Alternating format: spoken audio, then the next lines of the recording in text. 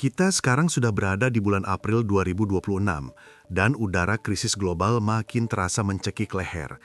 Banyak orang di luaran sana yang mulai panik memindahkan uang mereka dari bank, memborong dolar, atau menumpuk emas batangan di dalam brankas. Mereka berpikir bahwa selama mereka memegang setumpuk uang tunai yang tebal atau kepingan logam mulia, nyawa keluarga mereka dipastikan akan aman dari ancaman kelaparan dan kebangkrutan. Tapi mari kita benturkan pola pikir itu dengan realitas sejarah yang brutal. Ketika sebuah negara beneran masuk ke dalam jurang krisis ekstrim, hiperinflasi, atau kondisi peperangan, uang kertas di dompetmu itu cuma akan berubah fungsi menjadi kertas rongsokan yang tidak ada nilainya. Bahkan emas batangan sekalipun akan kehilangan kekuatan magisnya di titik paling nadir. Kamu tidak bisa merebus kepingan emas untuk memberi makan anakmu yang menangis kelaparan. Dan kamu tidak bisa meminum tumpukan uang 100 ribuan saat keluargamu mati kehausan karena saluran air kota terputus total. Harta kekayaan yang sesungguhnya di masa krisis bukanlah benda mati yang cuma punya nilai angka di atas kertas, melainkan benda atau keahlian yang memiliki fungsi absolut untuk mempertahankan nyawa. Hari ini, saya akan membongkar 8 aset taktis yang nilainya akan jauh melampaui tumpukan uang dan emas saat sistem ekonomi dunia hancur lebur. Ini adalah aset pertahanan yang sangat masuk akal untuk disiapkan oleh rakyat biasa dari sekarang. Siapkan catatanmu, mari kita bedah satu persatu. 1. Air bersih dan sistem filtrasi, cairan dewa. Semua orang sibuk memikirkan cara menimbun makanan awet dan emas, tapi mereka lupa pada kelemahan paling fundamental dari tubuh manusia.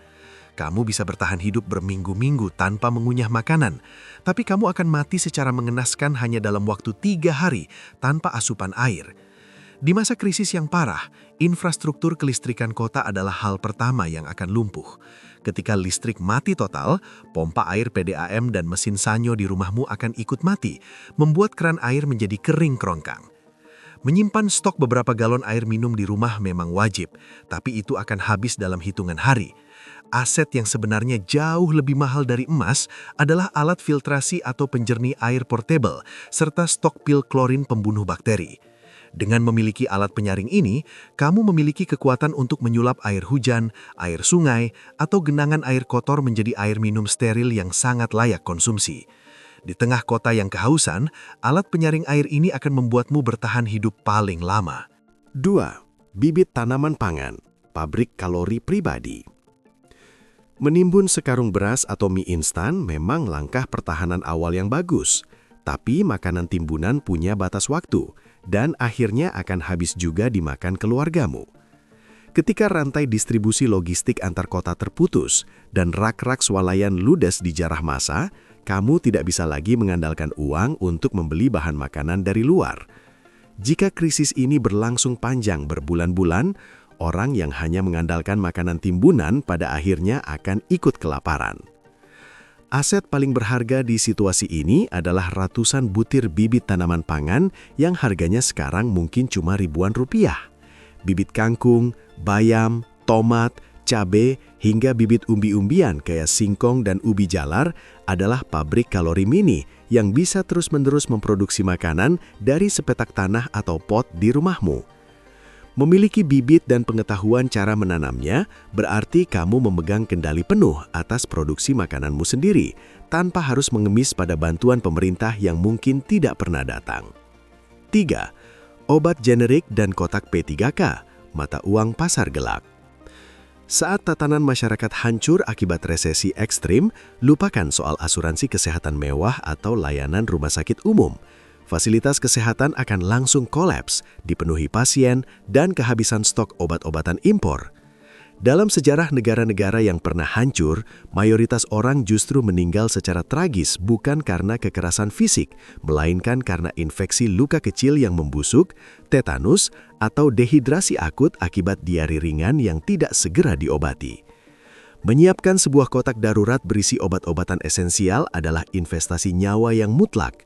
Aset kayak paracetamol, oralit, betadin, perban steril, dan yang paling krusial, antibiotik generik harganya akan meroket ribuan kali lipat di pasar gelap.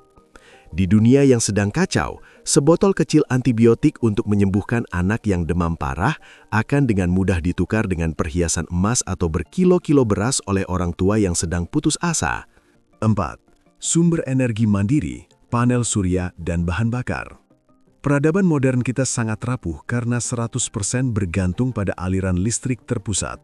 Ketika negara tidak mampu lagi mensubsidi energi atau pasokan minyak dunia terganggu, pemadaman listrik bergilir, blackout, akan menjadi makanan sehari-hari. Tanpa listrik, kulkasmu mati sehingga makanan membusuk, pompa airmu bungkam, dan jaringan komunikasi di HP-mu akan terputus total, mengisolasimu dari dunia luar dalam kegelapan yang mencekam. Miliki cadangan bahan bakar kayak gas LPG atau jerigen bensin murni yang disimpan secara aman. Tapi aset energi yang paling jenius untuk rakyat kecil sekarang adalah panel surya portable berukuran kecil. Benda yang harganya lumayan murah ini adalah tiket kemerdekaanmu.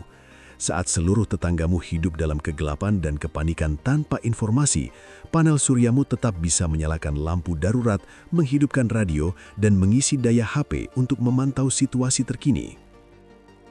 5. Skill fisik leher ke bawah, keahlian jalanan. Gelar sarjana, ijazah mentereng, atau pengalaman kerja kantoran sebagai staf administrasi tidak akan bisa menyelamatkan perutmu saat resesi melanda. Perusahaan akan mem-PHK karyawannya secara brutal dan tiba-tiba keahlianmu mengetik laporan di depan komputer menjadi sesuatu yang sangat tidak berguna dan tidak laku di pasaran. Kamu tidak bisa menukar lembaran ijazahmu dengan sepiring nasi di pasar tradisional. Aset paling kebal krisis yang melekat pada tubuhmu adalah skill fisik aplikatif atau keahlian leher ke bawah. Kemampuan membongkar dan memperbaiki mesin motor, skill pertukangan untuk menambal atap bocor, keahlian menjahit pakaian robek, atau kemampuan memasak makanan awet. Keahlian jalanan semacam ini akan selalu dicari orang dalam kondisi seburuk apapun. Tetangga di sekitarmu akan dengan senang hati membayarmu dengan uang tunai atau sistem barter karena jasa fisikmu beneran terbukti menyelesaikan masalah mereka secara langsung. 6. Barang barter primer, garam, gula, dan kopi. Ketika hiperinflasi menghancurkan kepercayaan masyarakat terhadap uang kertas yang dicetak pemerintah, sistem ekonomi akan mundur ratusan tahun ke belakang menuju sistem barter. Pedagang di pasar tradisional tidak akan mau lagi menerima lembaran uang rupiah karena besok harganya bisa turun separuh. Mereka hanya mau menukar barang dagangannya dengan barang lain yang punya nilai guna yang pasti. Disinilah aset receh kayak balokan garam, kemasan gula pasir, rokok, dan kopi bubuk menunjukkan taringnya. Barang-barang komoditas primer ini sangat awet disimpan bertahun-tahun. Harganya murah sekarang, namun memiliki tingkat kecanduan dan kebutuhan yang sangat tinggi di masyarakat. Saat kamu kehabisan beras, sekilo garam atau beberapa bungkus kopi akan menjadi alat tukar yang sangat bernilai tinggi untuk dibarterkan dengan ayam, sayuran, atau beras milik petani di kampung. 7. Alat proteksi dan keamanan rumah. Krisis ekonomi yang dalam akan selalu beriringan dengan ledakan angka kriminalitas. Ketika banyak kepala keluarga yang kehilangan pekerjaan dan anak-anak mereka menangis kelaparan, moralitas akan dikesampingkan demi bertahan hidup. Penjarahan swalayan, pencurian sembako di rumah warga, hingga perampokan akan menjadi ancaman nyata yang setiap malam menghantui pemukiman padat penduduk. Aset yang tidak kalah penting dari sekedar menimbun makanan adalah sistem keamanan fisik di rumahmu sendiri. Kamu tidak perlu membeli senjata api yang ilegal. Cukup aset sederhana kayak gembok baja berkualitas tinggi untuk pagar, palang besi tambahan untuk pintu utama, senter jarak jauh, hingga alat proteksi diri kayak semprotan merica atau pepper spray. Memiliki stok makanan berlimpah tanpa kemampuan untuk mengamankannya dari orang-orang putus asa hanyalah mengundang bahaya masuk ke dalam rumahmu. 8. Modal sosial, komunitas, dan tetangga yang solid. Ada sebuah ilusi di film-film survival Hollywood yang mengajarkan bahwa untuk selamat dari kiamat, kamu harus menjadi serigala penyendiri atau lone wolf yang bersembunyi di hutan dengan senjata lengkap. Di dunia nyata, manusia yang mengasingkan diri sendirian dan egois adalah manusia yang paling cepat mati karena sakit atau kelelahan menjaga hartanya sendiri tanpa bantuan orang lain.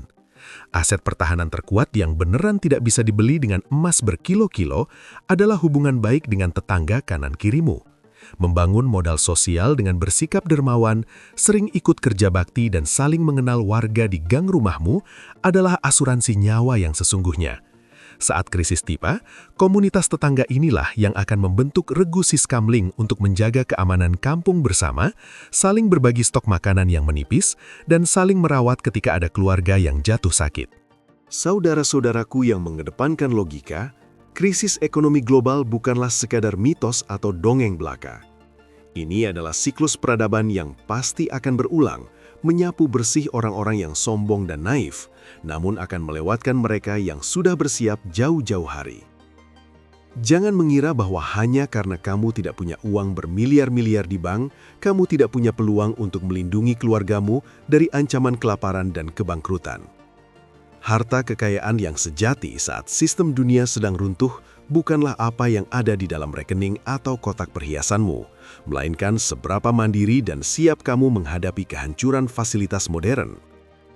Menyicil barang-barang receh kayak alat penyaring air, bibit tanaman hingga kotak P3K dari sekarang adalah wujud tanggung jawab dan cinta paling nyata yang bisa kamu berikan untuk anak dan pasanganmu di rumah. Lakukan selagi barang-barang ini masih murah dan mudah ditemukan di toko terdekat. Jangan tunggu sampai langit benar-benar gelap dan sirine peringatan berbunyi. Mulailah mengevaluasi prioritas pengeluaran sisa gajimu bulan ini. Kurangi gaya hidup yang tidak berguna dan perlahan ubah uangmu menjadi aset-aset penopang nyawa di atas. Tetaplah waras, perkuat fisik dan mentalmu, dan jangan pernah berhenti menggunakan akal sehat. Salam rasional dan pantang menyerah dari saya untuk kamu semua.